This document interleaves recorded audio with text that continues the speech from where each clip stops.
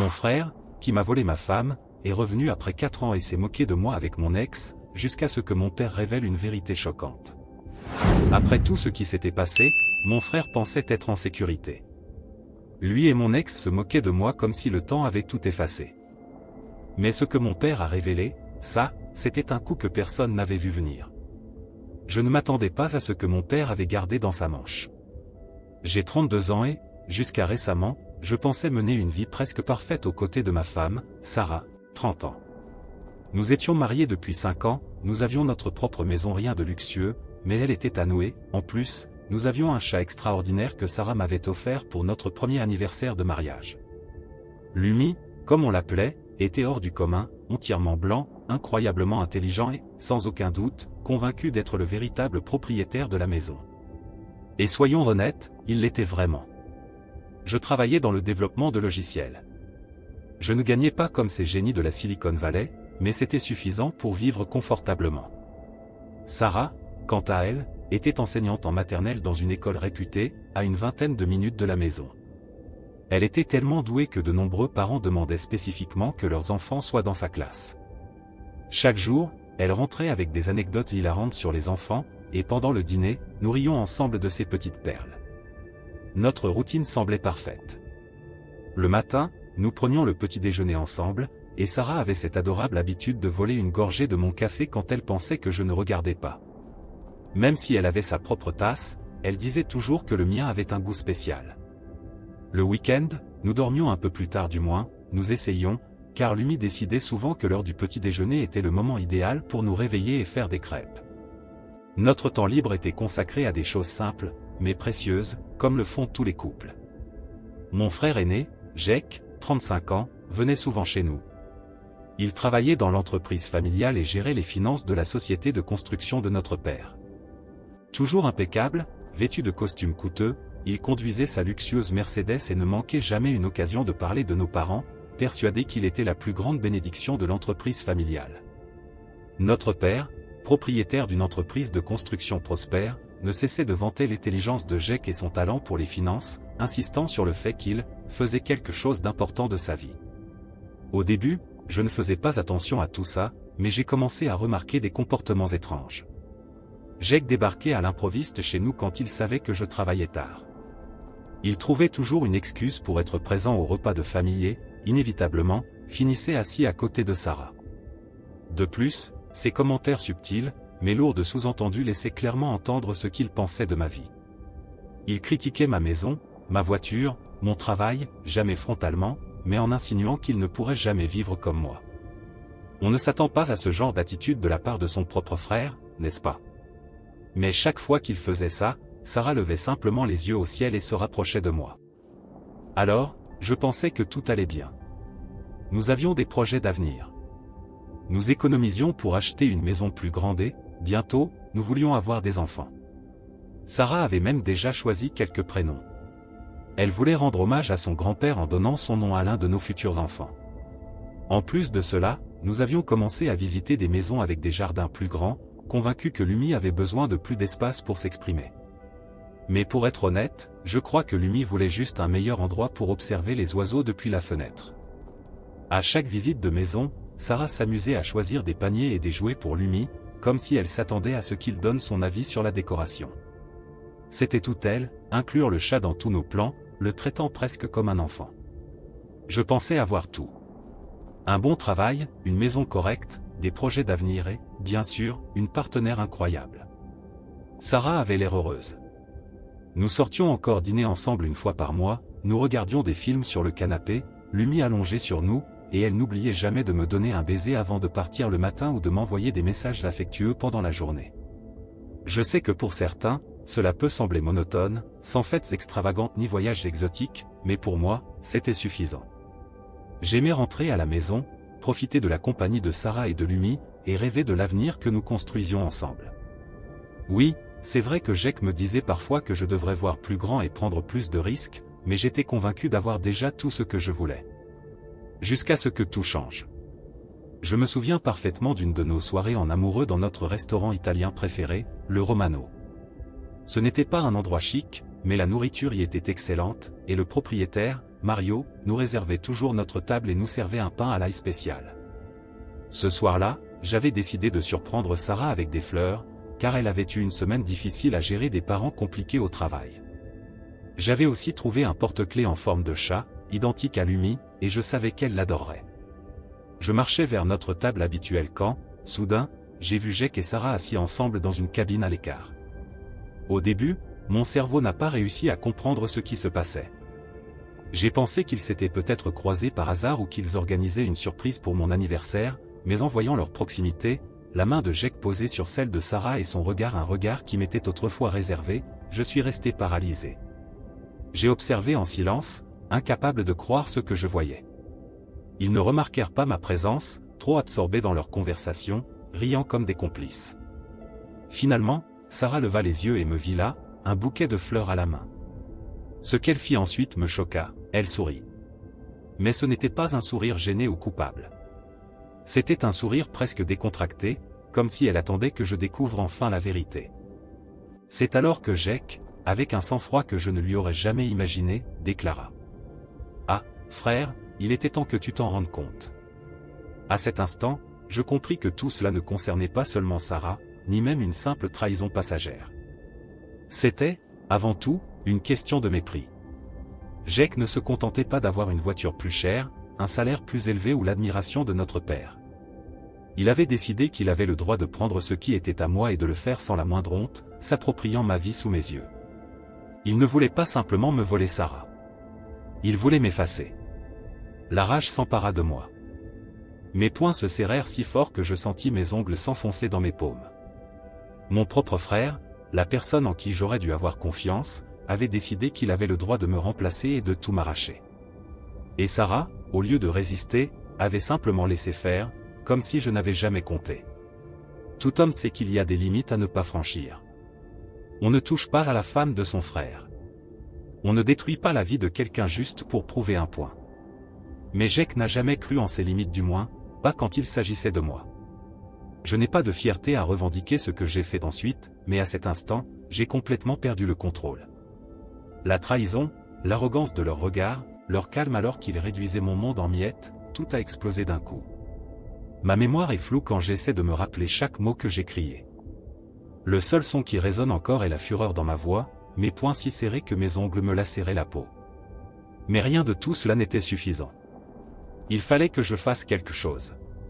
Sans réfléchir, j'ai balayé la table d'un geste brutal, renversant une bouteille de vin hors de prix sans doute achetée par Jake avec l'argent de l'entreprise. Le bruit du verre brisé résonna dans tout le restaurant, et le vin rouge se répandit sur la table, ressemblant à une rivière de sang. Tous les regards se tournèrent vers nous. Jake se leva, feignant l'indignation, et s'avança vers moi avec une posture provocante, affirmant que j'exagérais. Il osa même dire que, puisque Sarah l'avait choisi, ses actes étaient justifiés. Ce fut la goutte de trop. J'ai perdu tout contrôle et je me suis jeté sur lui, le poussant avec une telle force qu'il bascula en arrière sur une chaise. Pendant un court instant, j'ai vu la peur dans ses yeux. Mais avant que je ne puisse aller plus loin, les employés du restaurant sont intervenus, nous séparant et exigeant que nous sortions. Ce qui m'a vraiment brisé, cependant, c'est la réaction de Sarah. Elle est restée assise, les bras croisés, les lèvres pincées dans cette expression agacée qu'elle adoptait quand j'oubliais de sortir les poubelles. À cet instant précis, j'ai compris que, pour elle, ni moi, ni la situation n'avions la moindre importance. Quand je suis rentré chez moi, Lumi, mon fidèle chat, a immédiatement senti que quelque chose n'allait pas. Toujours aussi perspicace, elle est devenue mon ombre, me suivant partout dans la maison alors que je faisais les 100 pas, tentant de mettre de l'ordre dans le chaos de mes pensées. Cette nuit-là, Sarah n'est pas rentrée. Ni la nuit suivante. Finalement, elle a emménagé directement chez Jake. Comme si tout était prévu depuis longtemps. Le lendemain, j'ai commencé à recevoir une série de messages que je garde encore aujourd'hui. Jake, avec un ton faussement conciliant, tentait de justifier ce qu'il avait fait. Il disait que sa connexion avec Sarah était spéciale, quelque chose qui, selon lui, transcendait ma petite existence monotone. Il m'accusait, affirmant que Sarah méritait mieux, quelqu'un de plus ambitieux. Pendant ce temps, lui et Sarah cherchaient à justifier leur trahison par des appels et des messages, essayant de me convaincre que l'amour surgit parfois de manière inattendue et illogique. Mais j'ai choisi le silence. Sarah est revenue pour récupérer ses affaires. Elle a même essayé d'emmener Lumi. Mais ma voisine, la très observatrice Madame Chen, a vu ce qui se passait et m'a prévenu. Quand je suis arrivé chez moi, j'ai trouvé Sarah tentant de forcer mon chat à entrer dans une caisse de transport. Mais Lumi, avec son instinct inflexible, refusait obstinément de bouger. C'est à ce moment-là que j'ai fixé ma limite.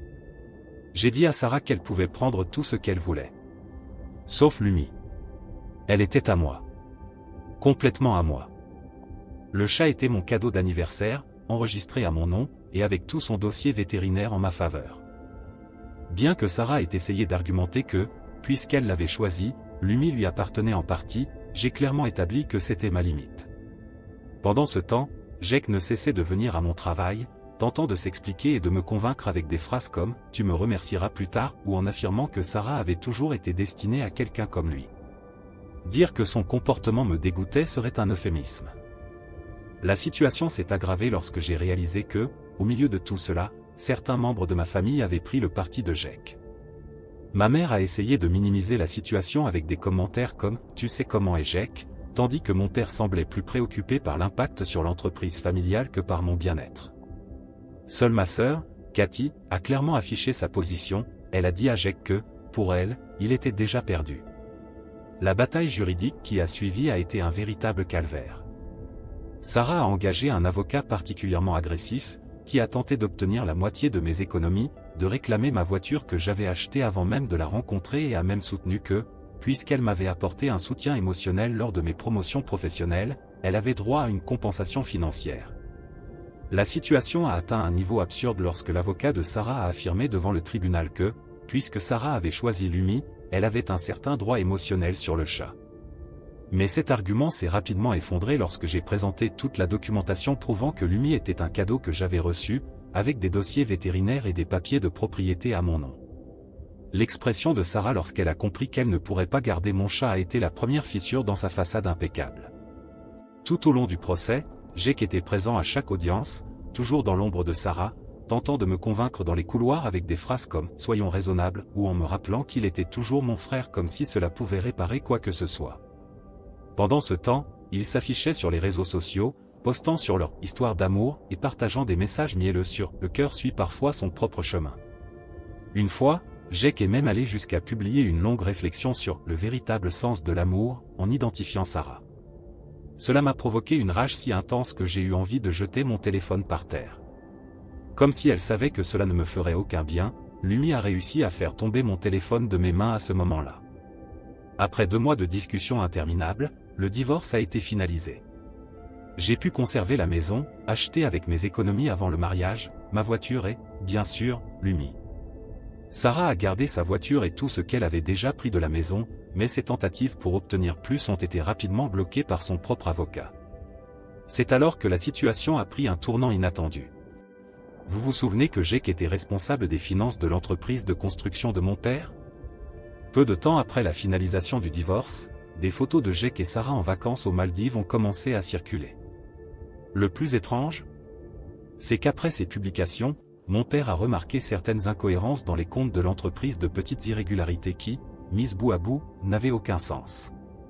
Il est vite devenu évident que le voyage luxueux qu'ils exhibaient sur les réseaux sociaux avait coûté bien plus que ce que Jake gagnait en un an. Pendant ce temps, je me suis concentré sur mon travail et j'ai pris mes distances avec la maison familiale. Grâce à cela, j'ai obtenu une promotion. Il semblait que, en me débarrassant d'une épouse infidèle et d'un frère traître, ma vie reprenait enfin son cours. Lumi et moi avons établi une nouvelle routine des matinées de câlins, de longues journées de travail à la maison, bien qu'il insiste parfois pour s'asseoir sur mon clavier pendant mes visioconférences, et des balades au crépuscule dans le quartier, où il me suivait fidèlement.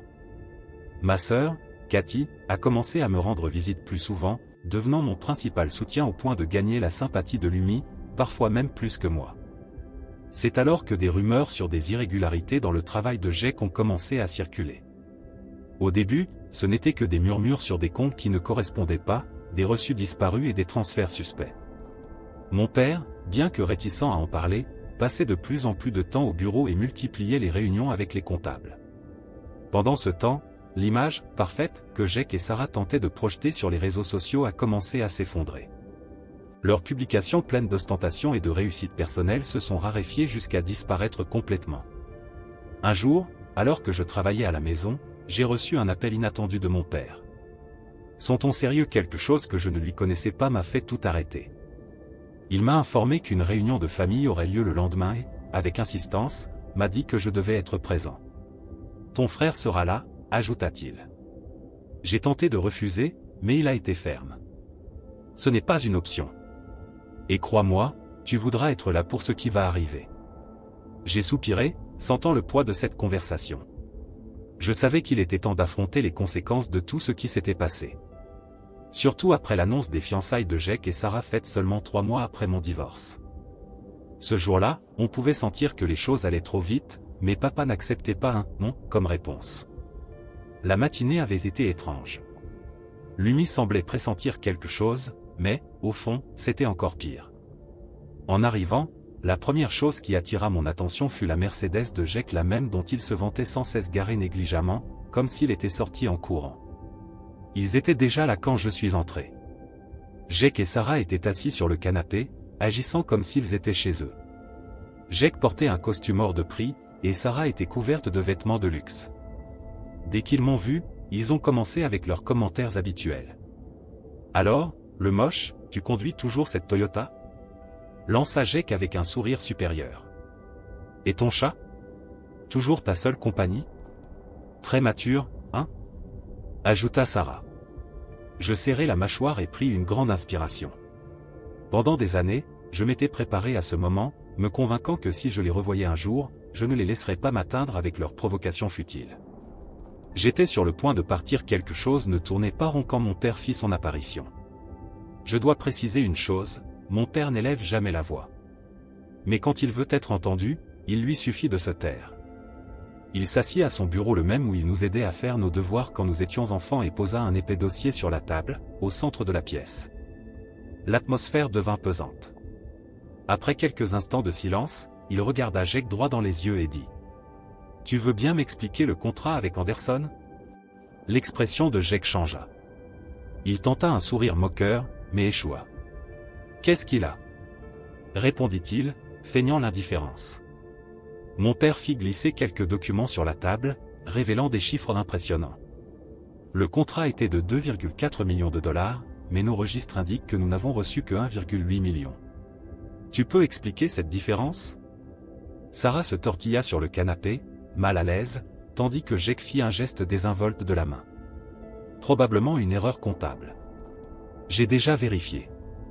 Répliqua immédiatement mon père, en sortant d'autres documents. Parmi eux, des détails sur le projet Wilson et une vingtaine d'autres contrats de l'année passée. Le silence s'installa dans la pièce. L'inquiétude sur le visage de Jake était évidente, et Sarah serrait si fort son sac de luxe que c'en était impossible à ignorer. Puis mon père, d'une voix étonnamment calme mais dont les mots pesaient plus lourds qu'un cri, déclara : « Tu pensais pouvoir voler ta propre famille ?» Jake essaya de rire, mais il fut interrompu. Mon père alluma son ordinateur portable et afficha une série de transactions, comptes falsifiés, détournement d'argent sur chaque contrat important, paiement pour la Mercedes, le voyage aux Maldives, les achats extravagants de Sarah. Tout avait été financé avec l'argent de l'entreprise, via un système complexe de comptes et de factures modifiées. Sarah tenta d'intervenir, mais mon père leva la main. « Toi aussi, tu es impliqué. Ce compte séparé à ton nom, qui reçoit régulièrement des virements depuis nos comptes. » J'observais, incrédule, tandis que la façade de Jake s'effondrait. Pendant des années, il s'était vanté de son « talent » pour la finance et les affaires, pour finalement découvrir qu'il ne faisait que voler notre père. Jake insista une dernière fois. « Papa, je peux tout expliquer. On peut arranger ça. L'entreprise n'a jamais été aussi prospère. » Je me laissai aller contre le dossier de ma chaise, le regardant transpirer à travers le tissu cher de son costume. Cet homme-là, c'était celui qui m'avait volé ma femme. Celui qui m'avait traité avec mépris pendant des années. Je laissai échapper un petit rire amer. « Alors tu te prenais pour un grand entrepreneur ? Quelle ironie !» L'expression de Jake se crispa. Il voulut répondre, mais aucun mot ne sortit. Pour la première fois, il n'avait aucune excuse. Aucun argument ne pouvait le sauver. C'est alors que mon père prit un autre document. Et que me dis-tu du fonds médical de ta mère? Petit contexte, notre mère était décédée quelques mois avant que Jake et Sarah ne commencent leur liaison. Elle était malade et nécessitait des traitements coûteux. Mon père avait créé un fonds spécial, y versant environ $5000 par mois. Jake avait été chargé de gérer ses paiements, puisqu'il comprenait la finance. Mais les relevés bancaires que mon père montra racontaient une toute autre histoire. L'argent n'était jamais arrivé à l'hôpital. À la place, il avait été directement détourné vers les comptes personnels de Jake. Pendant que notre mère luttait pour sa vie à l'hôpital, il utilisait ses fonds pour acheter des costumes de luxe et emmener Sarah dîner dans des restaurants étoilés. Je sentis un nœud se former dans mon estomac. Ce qu'il avait fait était déjà ignoble, mais voler l'argent destiné aux soins de notre propre mère? C'était une trahison d'un tout autre niveau. Jake se mit à bégayer, inventant des excuses sur une erreur dans les comptes, promettant de tout rembourser et affirmant que les traitements ne fonctionnaient pas de toute façon. Sarah, livide, ne semblait pas savoir si elle devait feindre la surprise ou si, au fond, elle s'en souciait réellement. Mais mon père n'en avait pas fini. D'un simple clic, il lança une vidéo sur son ordinateur. C'étaient des images des caméras de surveillance d'un hôtel de luxe en centre-ville. La date? La même nuit où notre mère était à l'hôpital. Sur l'enregistrement, on voyait Jake et Sarah, vêtus de tenues de gala, en train de rire et de danser.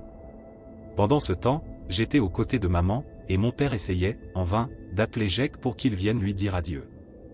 La vidéo dura un peu plus d'1 minute. Mais la sensation de la regarder semblait infinie.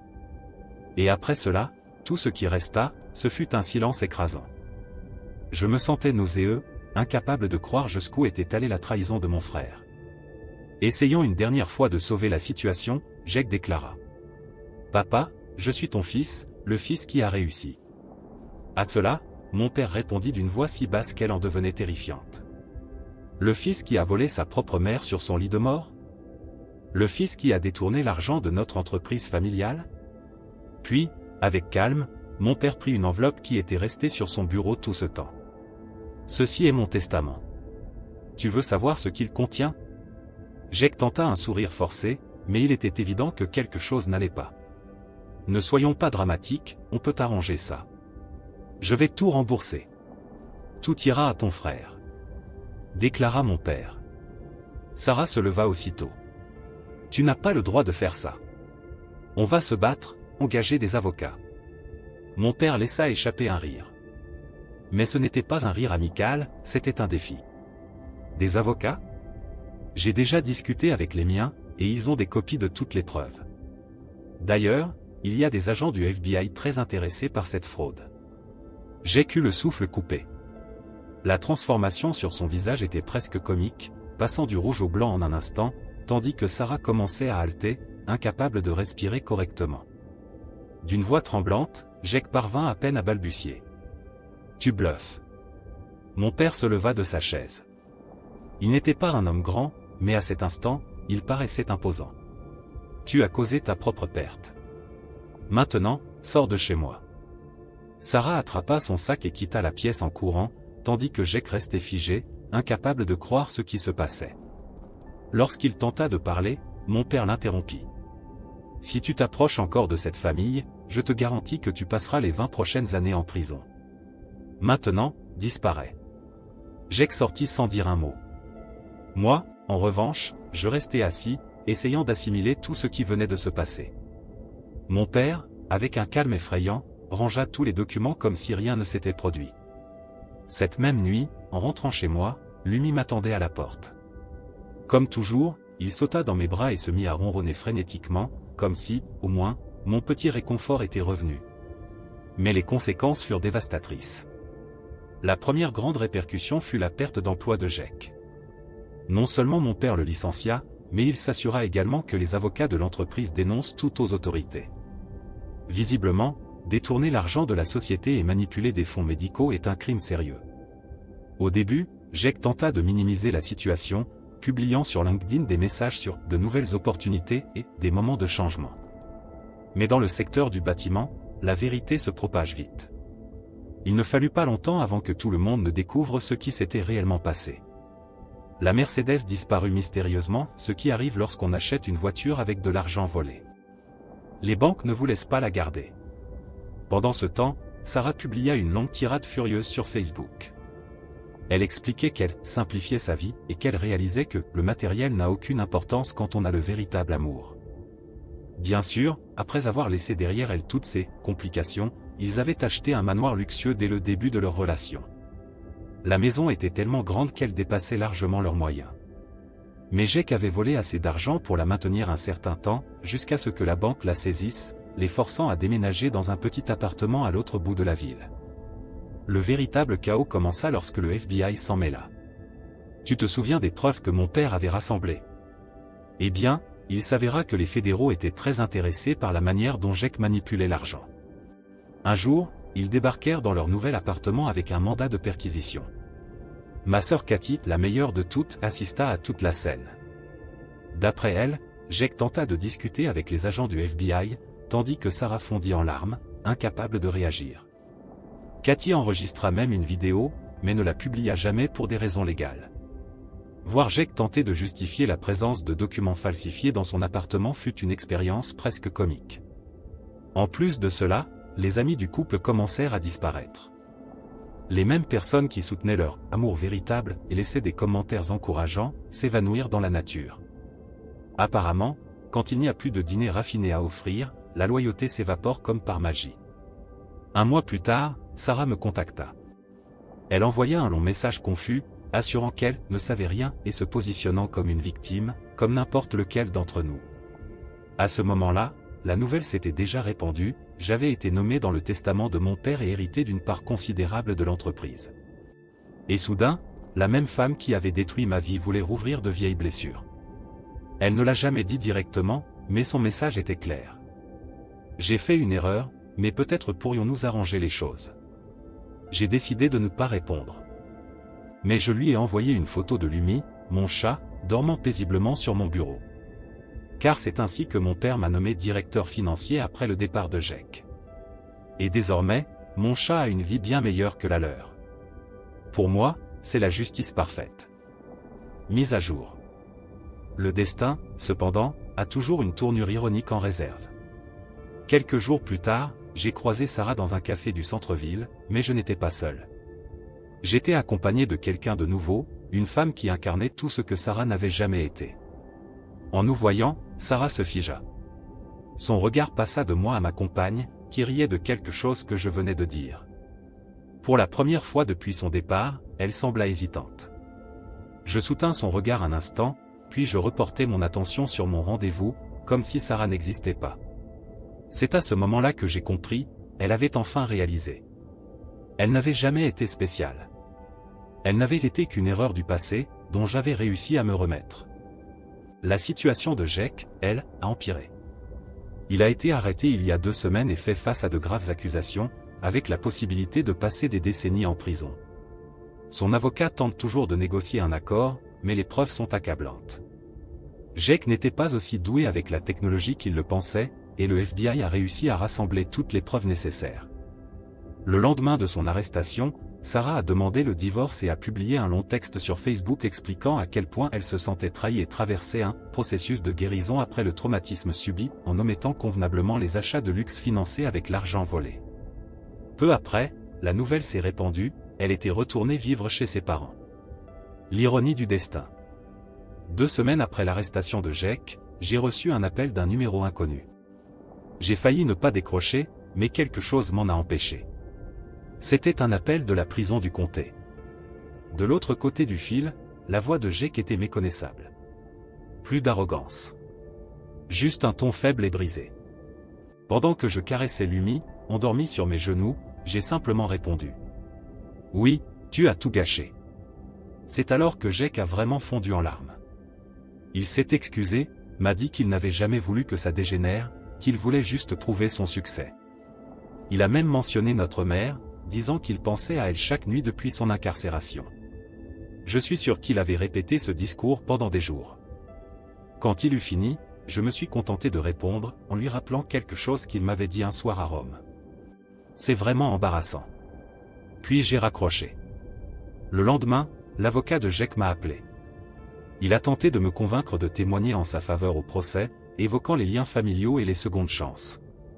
J'ai juste ri et raccroché à nouveau.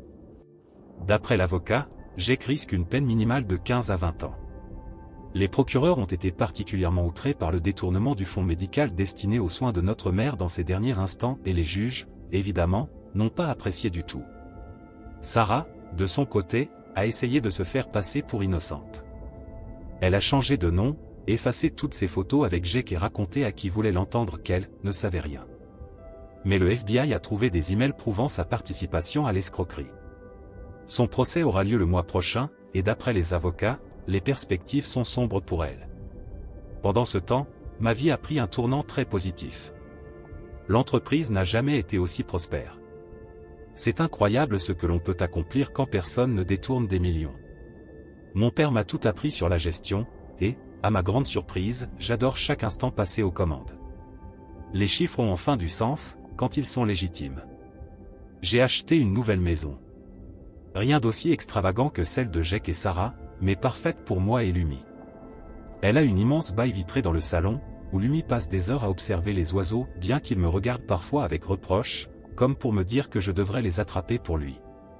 Ma sœur Cathy reste mon soutien inconditionnel. Elle est obsédée par Lumi, et lui ramène toujours de nouveaux jouets et friandises. Il fait semblant de les mépriser, mais dès qu'elle s'en va, il s'amuse comme un chaton. Mon père va bien, lui aussi. Il sourit plus souvent maintenant que tout ce drame est derrière nous. Il parle même de prendre sa retraite bientôt, me laissant le contrôle total de l'entreprise. Il dit que la société a besoin de sang neuf qui comprend les vraies valeurs, une remarque qui, sans aucun doute, visait Jake. Maman aurait approuvé la tournure des événements. Elle nous a toujours appris que l'honnêteté vaut plus que n'importe quel succès matériel. Pourtant, parfois, je me surprends à repenser à tout ça. À quel point Jake et Sarah se croyaient supérieurs. Comment ils me méprisaient pour ma vie banale. À quel point ils m'ont fait me sentir insignifiant. Mais aujourd'hui, assis dans mon bureau, regardant Lumi poursuivre un rayon de soleil sur mon bureau pendant que je gère l'entreprise, je réalise une chose essentielle. Je n'ai pas eu besoin de tricher, de voler ou de blesser qui que ce soit pour réussir. J'ai simplement resté fidèle à moi-même et fait les choses correctement. Parfois, la meilleure vengeance, c'est simplement de bien vivre. Et d'avoir un chat qui vous considère comme la meilleure personne du monde. Même si, pour lui, ça se résume à lui donner des friandises et nettoyer sa litière. Merci à tous pour votre soutien et vos messages. Pour conclure, je ne partagerai aucun détail sur Sarah ou la situation de Jake en prison. Ça ne vaut pas la peine de raviver ce drame. Ah, et oui, Lumi est toujours le vrai patron de l'entreprise. La semaine dernière, il a assisté à sa première réunion de direction. Il a dormi pendant presque toute la séance. Mais, malgré tout, il a pris de meilleures décisions que Jake. Commentaire Monsieur Reddit. Et ainsi se termine cette histoire pleine de rebondissements. Au final, la vie a une façon bien à elle de remettre les choses à leur place, et c'est la preuve que l'honnêteté et l'intégrité finissent toujours par triompher. Pendant que certains essaient de réussir en écrasant les autres, la vérité finit toujours par éclater tôt ou tard. Qu'en pensez-vous? Pensez-vous que Jake et Sarah méritaient ce qui leur est arrivé? Et que dites-vous de l'attitude du protagoniste? Laissez vos avis en commentaire, j'ai hâte de les lire. Ah, et bien sûr, Lumi est sans aucun doute le véritable gagnant de cette histoire. Si vous avez aimé la vidéo, laissez un like et n'oubliez pas de vous abonner à la chaîne pour plus d'histoires et de discussions intrigantes. Et n'oubliez pas d'écouter notre podcast pour plus d'histoires inspirantes comme celle-ci, le lien est dans la description et dans la carte à l'écran. Merci d'avoir regardé et à la prochaine.